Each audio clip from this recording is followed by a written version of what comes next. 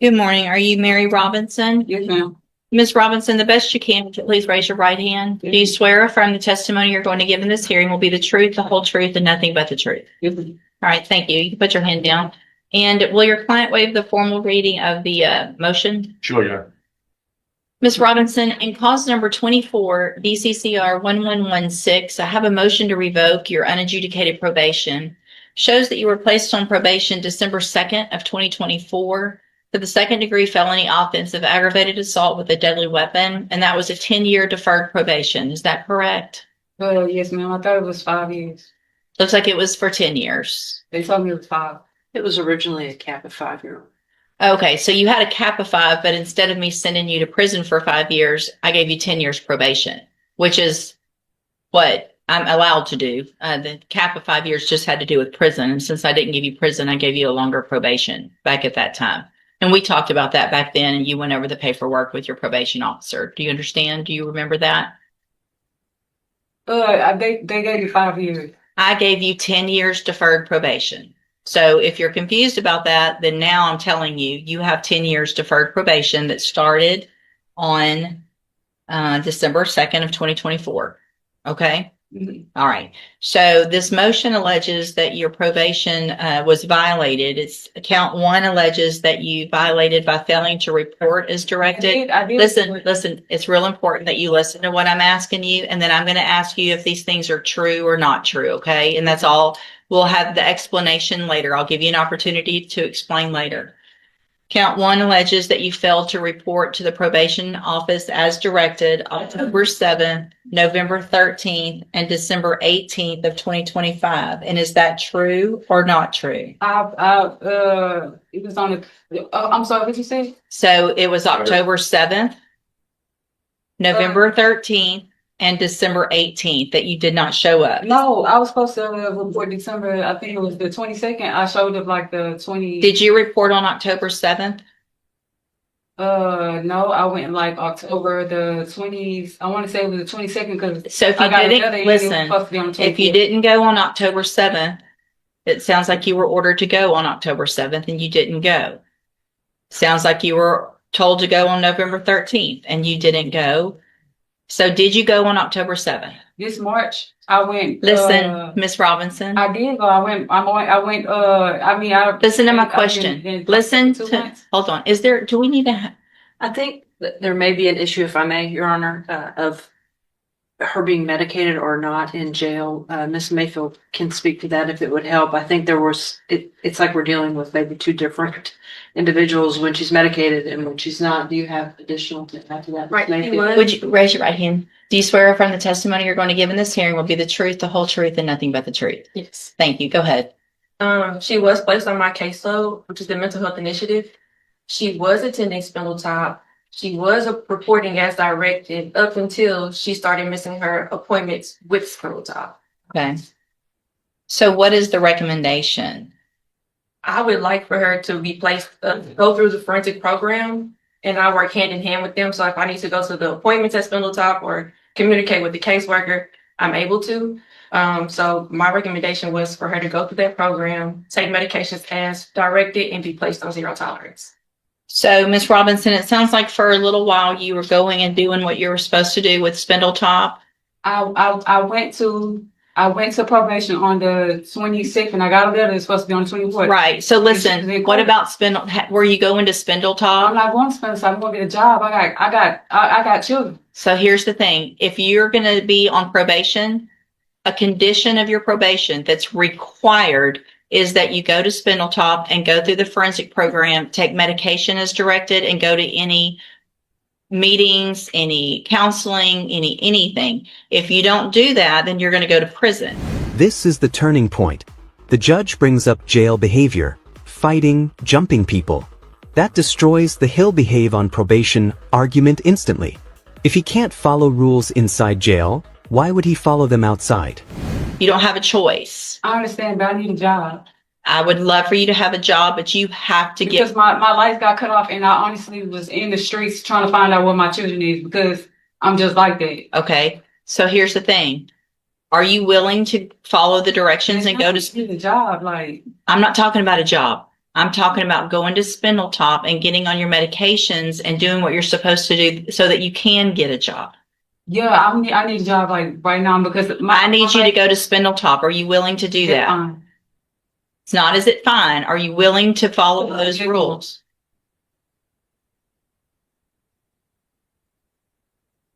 I feel like we're going to be right back here. I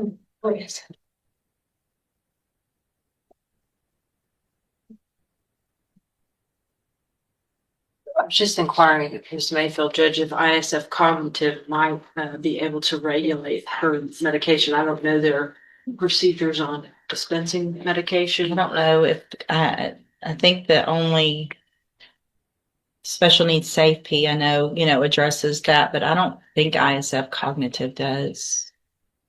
No. No, I didn't think so.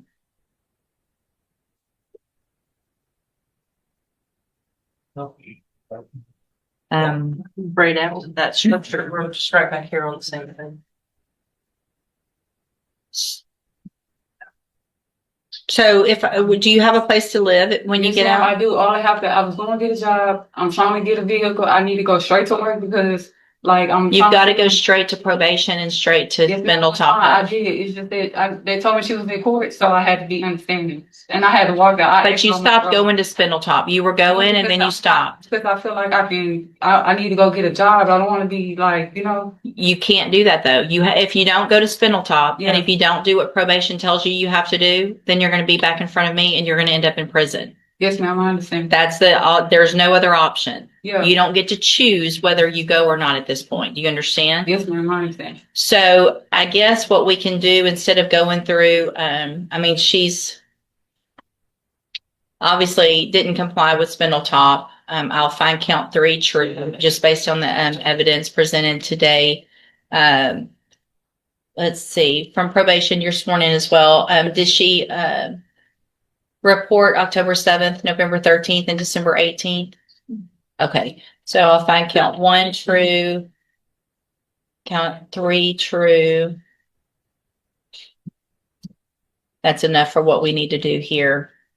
So, Ms. Robinson, what I'm going to do is find count 1 and 3 true in your motion to revoke. Yes, ma'am. I'm going to find that you didn't show up when you were supposed to and that you didn't follow through with Spindletop like you were supposed to. Yes, ma'am. What that means is right now today I could revoke your probation and send you to prison. But it sounds like probation doesn't want that. Nobody wants that. I don't want that. Yeah. But we want you to be successful. So I'm going to continue you on probation. Okay. But I am ordering that you will go through the forensic program through probation and required to follow through with Spindletop, take any medication, any treatment, counseling, whatever they say, you have to do it.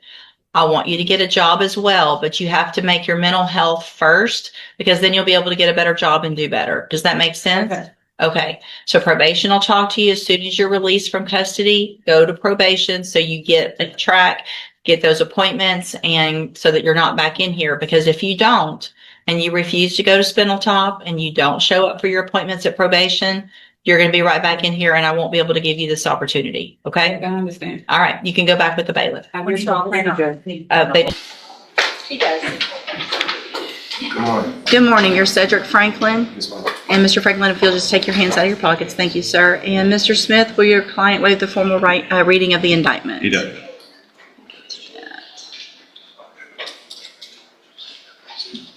Mr. Franklin, in cause number 25, DCCR 1005, you're charged with oh wait, are we going on count 1 only? Yes, Your Honor. All right, give me just a second to pull that up.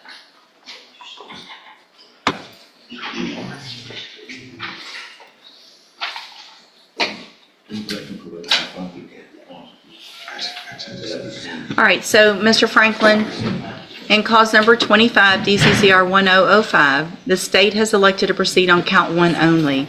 It alleges you committed the third-degree felony offense of evading arrest or detention with the use of a vehicle, and that's from May 10th of 2025. And how do you plead to that charge? Are you pleading guilty freely and voluntarily? Yes, ma'am. Take that out of your mouth. Yes, ma'am. You're gonna walk up in court with a toothpick hanging out of your mouth? Did you enter your plea of guilty because you actually did what they charged you with? I have here on the tablet some documents that have your signature on them that the state's marked as exhibit number 1. Before you signed these, did you go over them with Mr. Smith? Do you fully understand them? And do you understand, if I follow the agreement that you've made with the district attorney, that you'll be waiving or giving up any right to appeal? And it looks like the agreement that you've reached is for a 5-year term in prison, but that would be probated for 5 years. I don't, with the history, Your Honor, he's successful. I know there's priors. I'm fine with probation. I just don't like the fact that if he does not complete it, that 5 is, and that. Would the court, I just think on those, since we were limiting it, would the Since you're court set the limiting- 10 over 5? Yeah, Where yeah. The probation term's not any different, just the yes, possibility of absolutely. Because on all of these, and honestly, the one before this, I almost said it and I probably should have. I would much rather have, because depending on what the violation is, it may look very weird to do a 3 or a 5 if they violated their probation in some egregious way.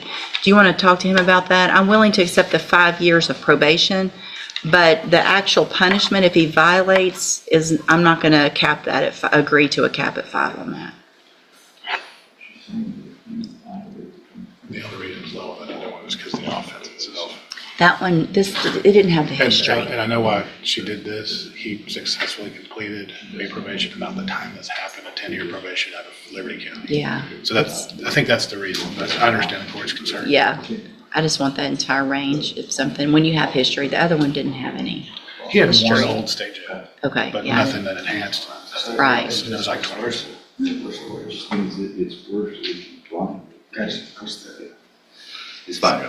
So the agreement, I want to make sure, as it stands on the paperwork now, the agreement was for a 5-year term in prison that would be probated for 5 years. And it's my understanding that you will agree to a 10-year term in prison, but it will still be probated for 5 years, which means if you violate, I could give you that 10 years, or something in between, but it's not going to be capped at that 5. And you agree to that. With everyone's permission, I'm going to make that adjustment on the written admonishment. No objection. And that was a $500 fine as well. Is that your understanding?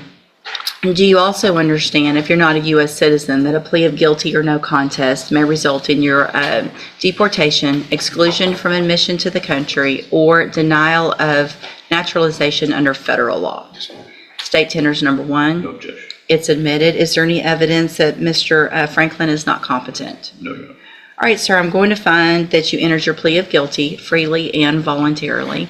Find that you're mentally competent and you understand the nature and the consequences of that plea. Find sufficient evidence to find you guilty. However, I'm going to reset your case for sentencing so that I can get a pre-sentence report done by probation. It'll give me more information about you and your case, and then we will come back later for sentencing. You need to stop and talk to probation on your way out of the courtroom today, and she's sitting at that desk right over there. All right, we'll see you back at sentencing. Thank you. Yes, sir. In a revealing and emotionally charged courtroom exchange, the fragile balance between accountability and second chances takes center stage as Miss Robinson struggles to meet the strict demands of her probation.